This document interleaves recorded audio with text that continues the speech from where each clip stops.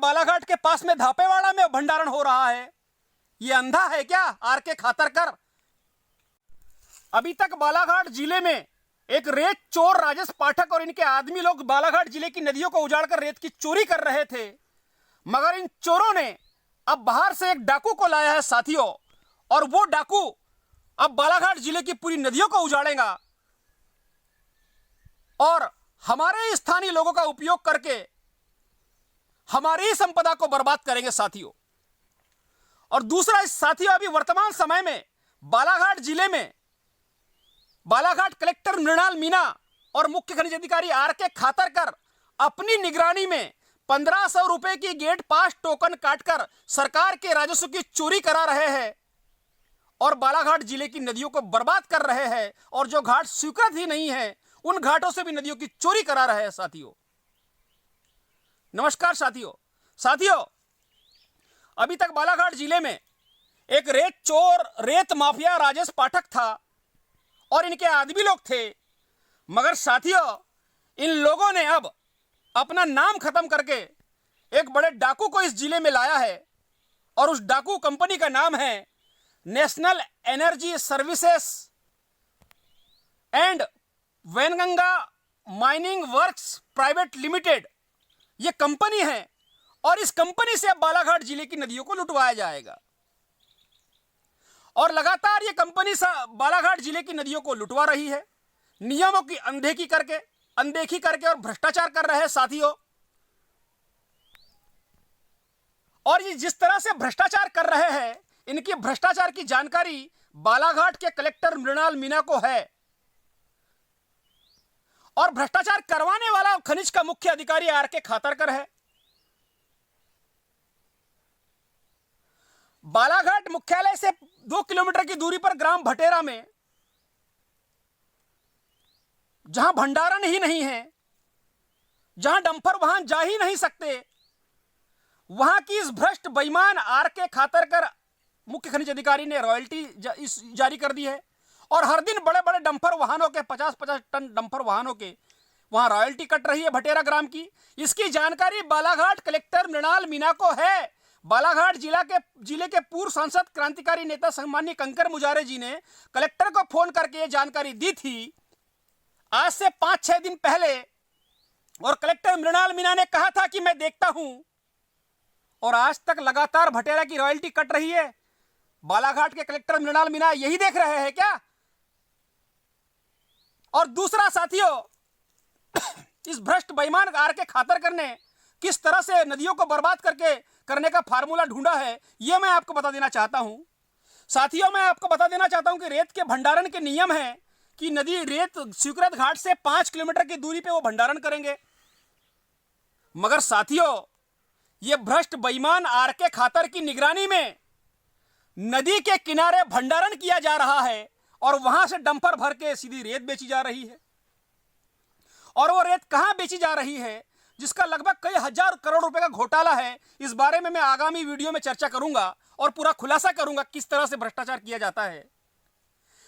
अभी कटंगी क्षेत्र के बमनी ग्राम में रोड किनारे नदी किनारे बहुत बड़ा भंडारण किया हुआ है, और लगातार 3-4 सालों से वो भंडारण वहां पर हो रहा है, और ऐसे कई घाट है नदी किनारे जहां पर भंडारण हो रहा है। उधर कोडबी में हो रहा है, इधर परसवाड़ा क्षेत्र के मगरदर्रा तुमड़ी टोला में नदी किनारे खामघाट पे हो रहा है, इधर बालाघाट के पास में धापेवाड़ा में भंडारण हो रहा है। ये अंधा है क्या आर के खातरकर? इसको समझ नहीं आ रहा है क्या?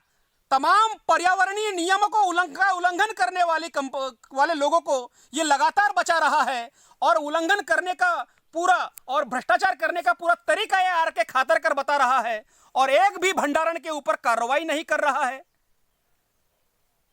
इसको मालूम है ये भंडारण किसने किया है। अभी कुछ दिन पहले मैंने साकड़ी में शिकायत करके कार्रवाई करवा के वहां पर कई करोड़ रुपए का भंडारण जब्त करवाया था, मगर वहां पर भी ये भ्रष्ट बेईमान आर के खातरकर ने केवल भंडारण का नाप किया, मगर नदी को जो उजाड़ा गया था अवैध उत्खनन करके उसको नहीं नापा। और इस तरह से पूरी रेत नदियों को बर्बाद किया जा रहा है साथियों। और इस बर्बादी में बालाघाट के कलेक्टर मृणाल मीणा सम्मिलित है, और वो अपनी निगरानी में पूरी नदी को लुटवा रहे हैं।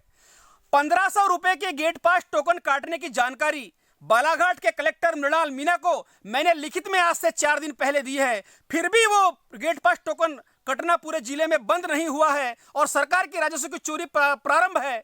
इसका मतलब सीधा सीधा साफ है कि बालाघाट कलेक्टर को लिखित जानकारी के बावजूद भी बालाघाट जिले में 1500 रुपए की गेट पास टोकन के नाम पर राजस्व की चोरी की जा रही है, उसको वो रोक नहीं रहे हैं। मतलब साफ है कि कलेक्टर ही अपनी निगरानी में पूरी नदी को लुटवा रहे हैं और सरकार के राजस्व की चोरी करा रहे हैं। क्या नहीं हो सकता साथियों? अगर कलेक्टर चाहे तो एक दिन में गेट पास टोकन कटना बंद हो सकती है 1500 रुपए की। और दूसरी तरफ इस जिले के लोगों के लिए रॉयल्टी इतनी महंगी कर दी है ट्रैक्टर की, इन्होंने 2500 रुपए की रॉयल्टी कर दी है। और रॉयल्टी इसलिए 2500 रुपए की गई है ताकि ये लोग 1500 रुपए के गेट पास टोकन काट के सरकार के राजस्व की चोरी करके अपना जेब भर सके और इन भ्रष्ट बेईमान अधिकारियों का जेब भर सके, इसलिए इतनी रॉयल्टी महंगी की गई है। इस तरह से पूरा बालाघाट जिला लूट रहा है। और लूटने में मैं तो इस जिले के मुखिया जो प्रशासन के वो है राजस्व के जो मुखिया है कलेक्टर, उनको ही दोष दूंगा, क्योंकि उनको पूरी जानकारी होने के बाद ये लूट जारी है। आपके नीचे काम करते हैं खनिज के अधिकारी कलेक्टर महोदय, और वो अगर आपकी नहीं सुन रहे हैं और आपकी जानकारी में पूरी चोरी है और चोरी हो रही है, तो आप केवल बहाना कर रहे हैं उनको बताने का और डांटने का। असल में इस चोरी में आप भी सम्मिलित हैं बालाघाट कलेक्टर मृणाल मीना जी, और आप अपनी निगरानी में चोरी करा रहे हैं। एक तरफ आपने किसानों पर शक्ति दिखाई थी कि सैटेलाइट से हम निगरानी करेंगे और पराली जलाने वाले को हम उस पर एफआईआर दर्ज करेंगे, और आपने एफआईआर दर्ज भी की।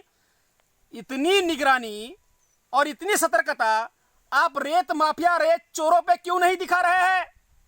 कहां गया आपका सैटेलाइट सिस्टम? केवल किसानों पे सिस्टम लागू होता है क्या? माफियाओं पे नहीं? ये माफिया तुम्हारे मालिक है क्या? तुम इसके नौकर हो क्या, जो इन माफियाओं को सैटेलाइट सिस्टम से नहीं देख रहे? पूरे जिले में लूट मची हुई है, कहां है आपका सैटेलाइट सिस्टम कलेक्टर महोदय?